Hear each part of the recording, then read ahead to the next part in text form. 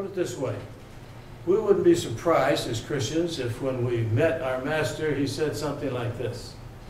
I never said it would be easy. I only said it would be worth it. It's not easy, but it is worth it. You say, well, what about hell? Is it worth it for the people who went to hell? You're talking about the people who go to heaven, that's one thing, but people who are separated into the eternal fire, what about them?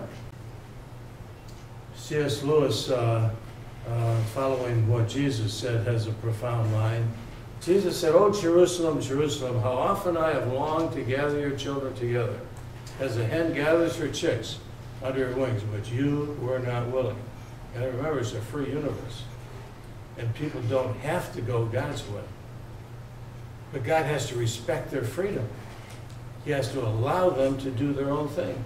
But he can't allow them to mess up the freedom of someone else. So there has to be a place. Like, for example, in this world, we have places where people want to smoke and smoke. We don't want them to blow the smoke in our face, but they have the right to smoke. In eternity, there has to be a smoking and a non-smoking section, because they can't blow their smoke in our face, and we can't forbid them the possibility of smoking, as it were. So if you were not willing, I couldn't force you against your will. C.S. Lewis said it this way in the whole book, The Great Divorce, which is about heaven and hell, not about marriage. This is the best line. There are only two kinds of people in the end. Those who say to God, "Thy will be done," and those to whom God says in the end, "Thy will be done." All that are in hell choose it. Without that self-choice, there could be no hell. Jean-Paul Sartre, the famous French existentialist atheist, wrote a play titled No Exit. In the middle of the play, the door of hell opens. There's three people in hell. In the middle of the play, the door of hell opens, and they're all allowed to leave. Just an atheist. There's a profound understanding of hell, and nobody leaves. Why? Because we're condemned to our own freedom, because the door of hell is locked on the inside, not the outside. Because there are only two kinds of people in this universe and two kinds of people in this room. Either you're going to say to God, "Thy will be done," or one day you're going to hear him say, "If it's your will, thy will be done." Milton in Paradise Lost puts these words in the mouth of Satan. "Better to reign in hell than serve in heaven." And I wrote in the margin of my book, "You've got it." Signed, God. It's exactly the way it is in a free universe. Well, we have a lot more things we could discuss, but let me stop there and give you a chance to ask some questions. A lot more is in our book, If God, Why Evil?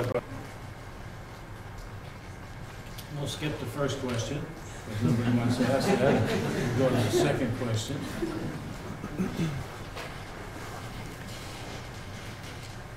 Yeah, I've got a question. I'm trying to think of how I can. Do you ever have difficulty when you're talking to somebody who doesn't believe in God, using an argument, saying, basically you're proving your argument by going back to the nature of God? Do they ever have an issue with the fact that the proof of your argument is the thing that they're trying to disprove? Does that make sense? Yeah, of course. Of course they do. That's why I alluded to the evidence for God, the cosmological, teleological, moral arguments, and said that's another topic for another night. But yeah, you need to prove, give evidence that God exists, and the evidence that God exists is also the evidence for the answer to the problem of evil. Secondly, you don't have to do that. You can just start the way we did and say, is the existence of evil compatible with an all-good, all-loving, all-powerful God? So you can think of everything I said tonight as, did we show that there is a consistency between being all-loving and all-good and evil existing? and then bypass the whole question of does that God exist? The question is simply, is it consistent to believe that? And I think the answer is yes, because no one has showed that there is a contradiction, a logical contradiction in believing there's an all-good, all-powerful God and evil. Not if evil is understood as a privation coming from free will, which we tried to show tonight. Good question. Anything else?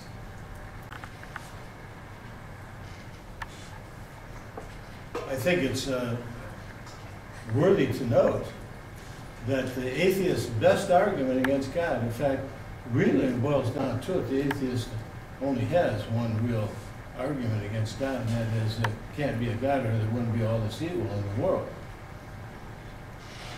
But he hasn't proven that.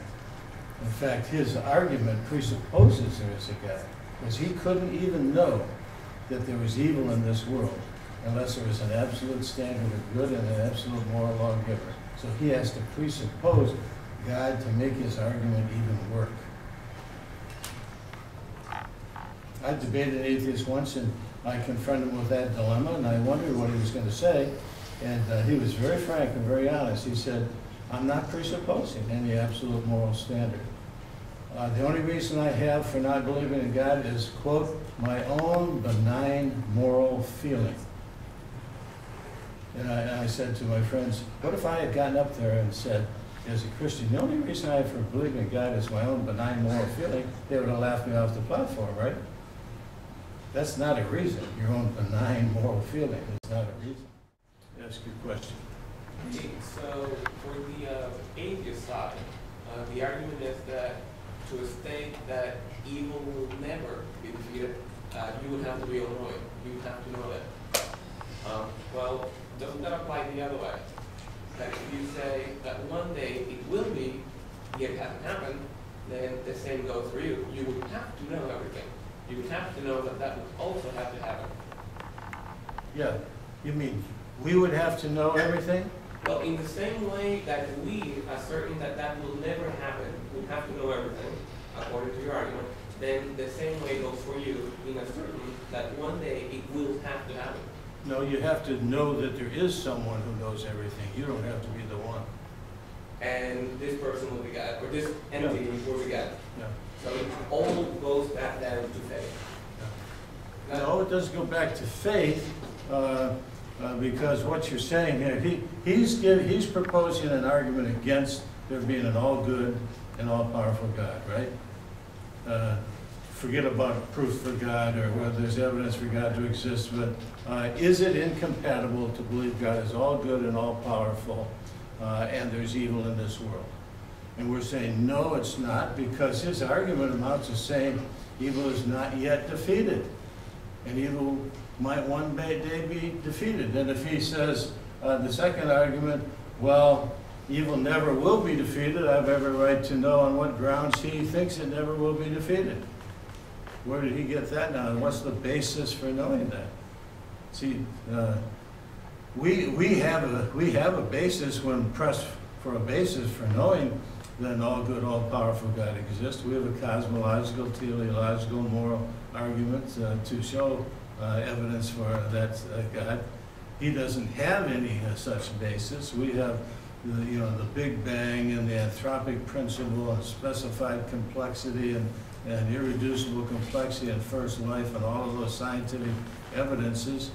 What evidence does he have? The atheist only really has one good argument, it's a negative one, and the negative one boomerangs. The negative one doesn't work because either he has yet in it, evil's not yet defeated, and he's assuming it never can be, or he has to assume the standpoint of omniscience and say, I know it never will be.